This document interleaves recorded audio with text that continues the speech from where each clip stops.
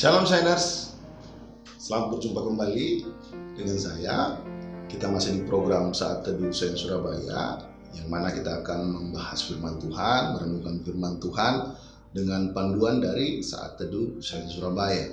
Jadi kalau seandainya teman-teman Shiners mau mendapatkan teks atau soft copy dari renungan pada hari ini, bisa kunjungi Instagramnya Shine Surabaya di @shine_surabaya atau di Facebooknya Shine Surabaya, yaitu Shine Surabaya.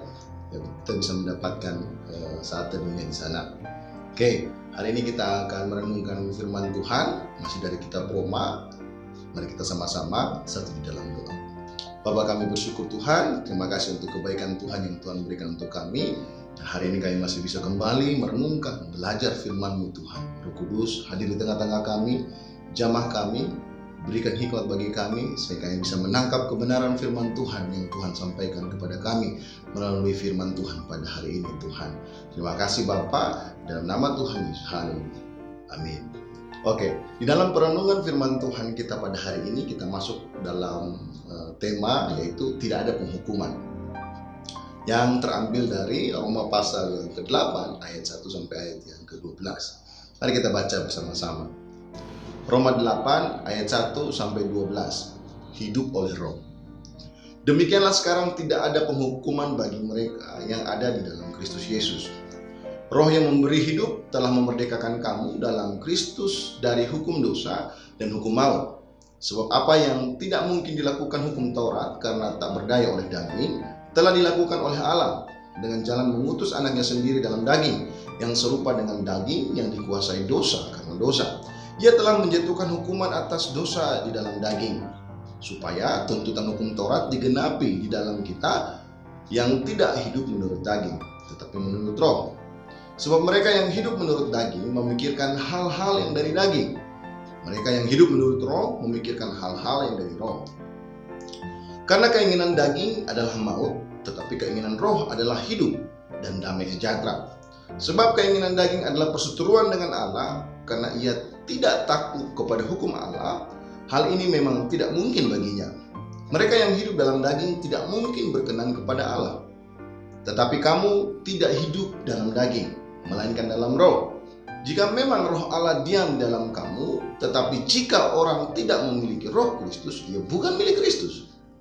Tetapi jika Kristus ada di dalam kamu, maka tubuh memang mati karena dosa, tetapi roh adalah kehidupan oleh kebenaran.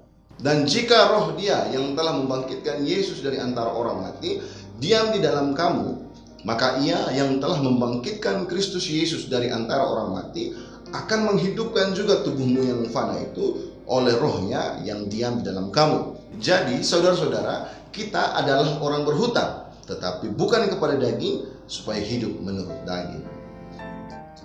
Saudaraku yang kekasih, seorang pendeta sekaligus seorang penulis bernama Henry Allen Ironside menceritakan sebuah kisah tentang ada seorang yang baru mengalami pertobatan, kemudian dia memberanikan diri untuk bersaksi di dalam ibadah pada hari itu.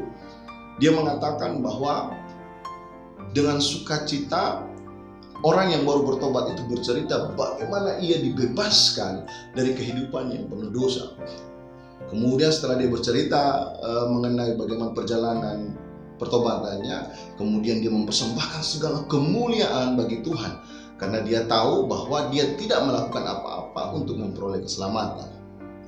Tetapi saudaraku yang kekasih, dalam cerita tersebut rupanya ada orang yang tidak meresponi kesaksian itu dengan baik, yaitu pemimpin ibadah pada saat itu. Kemudian dia menanggapi kisah itu dengan berkata, kisah Anda nampaknya menunjukkan bahwa Allah lah yang melakukan segala sesuatu ketika Dia menyelamatkan Anda. Tidakkah Anda melakukan bagian Anda terlebih dahulu sebelum Allah melakukan bagiannya? Orang Kristen yang baru bertobat itu tiba-tiba melompat berdiri dan berkata, oh iya, saya melakukannya. Selama lebih dari 30 tahun saya terus lari dari Allah secepat dosa membawa saya. Itulah bagian saya. Tetapi Allah mengejar dan menangkap saya, itulah bagiannya.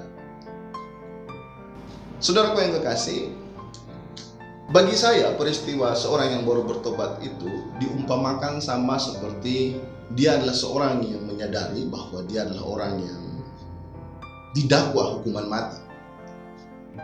Tetapi pada suatu ketika Roh Kudus bekerja dalam dirinya dan dia merasakan karya penyelamatan yang Allah berikan di atas kayu salib melalui putranya yang tunggal dan melalui imannya kepada Kristus, kemudian dia meresponi panggilan tersebut dengan penuh dengan sukacita.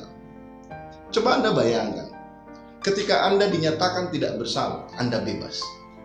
Apa arti perkataan itu bagi Anda bila sebelumnya Anda atau saya didakwa atau diancam hukuman mati? Dan rupanya perkataan itu yang ditujukan kepada kita semua orang percaya bahwa harusnya kita adalah orang-orang yang dihukum mati. Karena apa? Karena kita telah berdosa kepada Allah. Sebab upah dosa ialah maut. Tapi apa yang terjadi? Kasih karunia Allah adalah hidup. Kristus mati bagi kita, kita diselamatkan.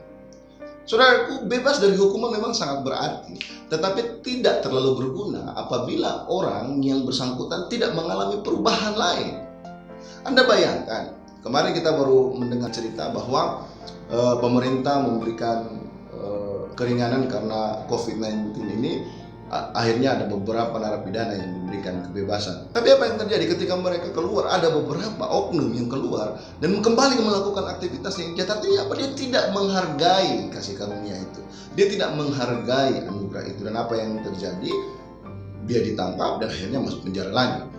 Saudara yang kasih, orang yang menerima anugerah Tuhan harusnya menyadari bahwa dia itu tidak melakukan apa-apa untuk dia bisa mengalami kebebasan.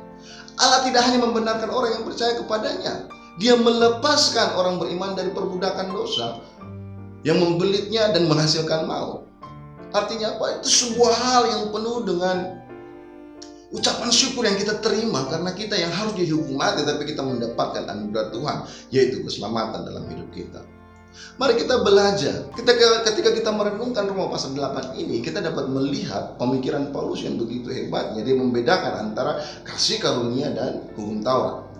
Paulus baru saja menunjukkan bahwa hidup tanpa kasih karunia Kristus adalah kekalahan, kesedihan, dan perbudakan kepada dosa. Kita yang tidak mengalami anugerah itu, kita akan hidup kembali di dalam dosa. Kita yang tidak menyadari anugerah itu, kita akan kembali kepada dosa dan hidup dalam dosa. Tapi ketika kita hidup menangkap anugerah itu, kita akan mengalami kemenangan dalam hidup kita. Hukum kasih karunia berbeda dengan hukum Taurat.